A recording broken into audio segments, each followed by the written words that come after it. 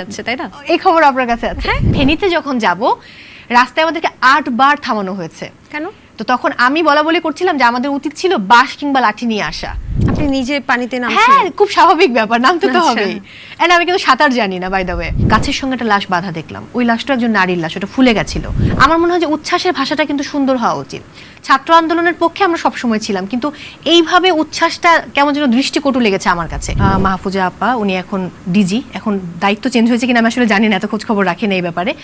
So উনিও বলেছিলেন যে মৌ, তুমি একটা সরকার বিরোধী পত্রিকায় কাজ করো, এটা নিয়ে অনেক কমপ্লেইন আছে, তো আপাতত তোমাকে আমরা নিতে পারবো না। মানে আপনাকে কি বিটিভি থেকে ব্যান করা হয়েছে? ব্যান করা হয়েছিল। প্রত্যেক ফ্যামিলিতে কিন্তু নারী আছে, কারো না কারো পিরিয়ড ওই টাইমটাতে চলছে। এতগুলো মানুষের মধ্যে এক কাপড়ে এই টাইমটা পার করাটা কতখানি বিভৎস আপনি ভাবতে পারেন। আমি সবার আগে দুর্নীতিটা রোধ করতাম, কারণ দুর্নীতি দমন করতে পারলে সবকিছু অটোমেটিক্যালি চলে আসবে। মানে মানুষের উপকার করলে কি আসলে কষ্ট পেতেই হবে? আমার কাছে মনে হয় যে আমি জীবনে যে মানুষগুলো সবচেয়ে বড় উপকার করেছে, ওই মানুষগুলো আমার সবচেয়ে বড় ক্ষতি করেছে। দর্শক, এই মুহূর্তে আমাদের অতিথি হিসেবে যিনি আছেন তিনি খুব মিষ্টি হাসির একটা মেয়ে, এবং আমি যখন এই প্রোগ্রামে আসছিলাম তখন তার সম্পর্কে যখন স্টাডি করছিলাম সবাই আমাকে বলছিল সে নাকি খুবই ফ্রেন্ডলি একটা মেয়ে। এবং এখন আজকে প্রথম তার সাথে আমার দেখা, যখন ব্যাক স্টেজে কথা বলছিলাম, সত্যি আমি আবিষ্কার করলাম সে খুবই ফ্রেন্ডলি একটা মেয়ে। শুধু তাই নয়, তাকে কিন্তু ক্যামেরায় আমরা বিভিন্নভাবে আবিষ্কার করি, কখনো দেখি অভিনেত্রী হিসেবে, কখনো উপস্থাপক, কখনো মূকাভিনয় করতেও কিন্তু দেখি। বর্তমানে তিনি কিন্তু সমাজসেবামূলক কর্মকাণ্ডও আছেন। দর্শক, আমরা তার সাথে কথা বলবো, বুঝতেই পারছেন তিনি আর কেউ না, সেলিব্রিটি উপস্থাপিকা বা উপস্থাপক যেটাই বলেন, মৌসুমী বউ আমাদের সাথে। কেমন আছেন? খুব ভালো আছি, এবং আমি আপনাকে নিয়ে একটু বলতে চাই। ওরে বাবা, উপস্থাপকের সাথে বসছি, ভয় পাচ্ছি। কি বলতে চান আপনি? আমি আসার আগে আপনার শো দেখছিলাম, কারণ খুব স্বাভাবিক আমি যার সঙ্গে বসবো, যিনি আমার ইন্টারভিউ করবেন, তার সম্পর্কে একটু জেনে আসাটা খুব জরুরি। আপনি সবার সম্পর্কে জানেন, আমি জানি। তারপর আমি যখন জানতে বসলাম, তো আমি দেখলাম যে আপনার কথা বলার ধরন, আপনার এই যে আপনি মানে খুব স্টাডি করে তারপর বসেন, এই বিষয়গুলো আমাকে খুবই মোহিত করেছে, এবং আসার পর গল্প করে আমিও খুব আনন্দ পেয়েছি। মানে অফ এয়ারে, অন এয়ারে তো মাত্র শুরু হলো। আশা করছি যে আজকের পুরো প্রোগ্রামটা আমরা খুবই আনন্দ করব এবং সবাই সেটা খুব এনজয় করবে। আচ্ছা, আপনাকে খুব সো নাইস এন্ড অ্যাট্রাকটিভ লাগছে।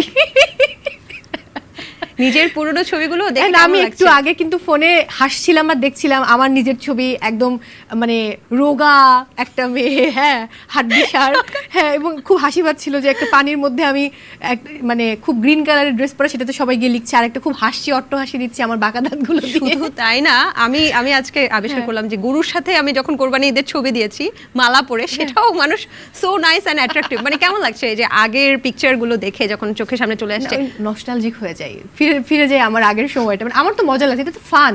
বাট এটা একটু বর্তমান সময় যেরকম মানে একটা ট্রমার মধ্য দিয়ে আমরা যাচ্ছি, সেই সময়টা আমার মনে হয় যে একটু স্বস্তি দিচ্ছে, মানে খানিকটা স্বস্তি, খুব একটা যে স্বস্তি এমনটা না, বাট খানিকটা স্বস্তি কিন্তু পাওয়া যাচ্ছে। জেনারেশন যে যেমন মজাও করে, তেমনি কিন্তু তারা অনেক কিছু অসম্ভবকে সম্ভব করে। অবশ্যই। আপনি কি জেনারেশন জি এর মধ্যে পড়েন? না, আমার বয়স 30। মানে আমি তো সহজে কাউকে কোনো মেয়েকে মানে বয়স বলতে দেখছেন আপনারা? না, এই ফার্স্ট টাইম আমি দেখলাম। মানে কি এটা নিয়ে আমার মা আর অনেক কমপ্লেন, নট অনলি আমার মা। এখন যে শো যারা দেখছেন, এটা আমি শেষ করার পরে গিয়ে ওদের কাছ থেকে বকা খাবো যে কি দরকার আছে বলার। আচ্ছা, বাট আমার কাছে মনে হয় ইটস ওকে, এটা তো মানে নরমাল, বললে কি প্রবলেম। আপনি তো জানেন যে উপস্থাপিকা একজন যিনি হচ্ছে নাবিলা, এখন ভীষণ ভীষণ ভালো, এবং তিনিও কিন্তু এরকম একটা কথা বলেছে যে আমি আমার নিজের বয়স কেন আসলে লুকাবো। মানে আপনিও কি তাই? কিছু না, আমি একমত নাবিলাপুর সাথে, লুকানোর কিছু নাই আলটিমেটলি। আচ্ছা, সব সময় সব আন্দোলনে আপনাকে দেখা গেছে মোটামুটি, তবে এবার মনে হয় কোটা বৈষম্য বিরোধী ছাত্র আন্দোলনে রাজপথে একটু কম দেখা গেছে, কিন্তু রাষ্ট্র সংস্কারের কাজে কিন্তু আপনাকে খুব ভালোভাবে দেখা যাচ্ছে। এটা নিয়ে যদি বলি, 2018-তে যখন কোটা আন্দোলন হয়, আমি কিন্তু একদম রাজপথে নেমে আন্দোলন করেছি। আপনি এটা হয়তো জানবেন, যেহেতু অনেক আপনি মূকাভিনয়ের কথা বলছিলেন, ঢাকা ইউনিভার্সিটি মাইম অ্যাকশন, আমরা মাইম অ্যাকশনের যারা আছি তারা আমরা মূকাভিনয়ের মেকআপ করে, হাতে গ্লাভস পরে, আমাদের মতো আমরা ব্যানার নিয়ে তারপর আমরা রাজপথে দাঁড়িয়েছিলাম রাজু ভাস্কর্যের সামনে, এবং ওই অংশটুকু দেখানো হচ্ছিল, কারণ যেহেতু আমরা একটু আলাদা মেকআপ করেছি, এই জিনিসটা কিন্তু একটু সবার থেকে আমাদেরকে আলাদা করেছিল।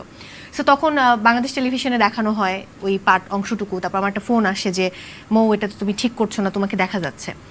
তারপর প্রায় 1.5 বছরের মতো আমি বিটিভিতে কাজ করতে পারি না, পরে আবার নর্মাল হয়ে গেছে। মানে আপনাকে কি বিটিভি থেকে ব্যান করা হয়েছিল? ব্যান করা হয়েছিল।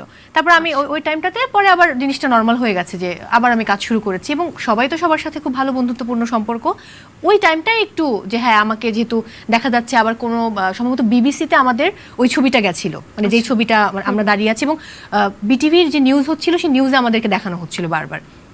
তো পরে আমাকে ফোন করলেন হচ্ছে সম্ভবত তৌহিদ ভাই, তৌহিদ, আমরা তৌহিদ স্যারও বলি, অনেকে তৌহিদ ভাইও বলি, উনি ফোন করে বললেন।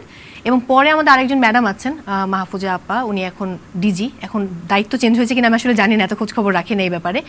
সো উনিও বলেছিলেন যে মৌ, তুমি একটা সরকার বিরোধী পত্রিকায় কাজ করো, এটা নিয়ে অনেক কমপ্লেন আছে, তো আপাতত তোমাকে আমরা নিতে পারবো না। প্রথম আলোর কথা বলছিল যে সরকার বিরোধী একটি পত্রিকায় কাজ করি। তো পরে আমি বললাম যে ওকে, তাহলে আর কি করার। পরে আবার কিন্তু আমাকে তারা নিয়েছে এবং আমি কাজ করেছি, এবং আমার শুরুটা কিন্তু ওই টেলিভিশন থেকে। সো আমি তাদের প্রতি কৃতজ্ঞ, আমার এটা নিয়ে কোনো দুঃখ নেই। এবারের যে ঘটনাটা, এবারেরটা যদি বলি, মানে 6 বছর আগের আমি এবং 6 বছর পরের আমির মধ্যে কিন্তু একটা আকাশ পাতাল পার্থক্য আছে।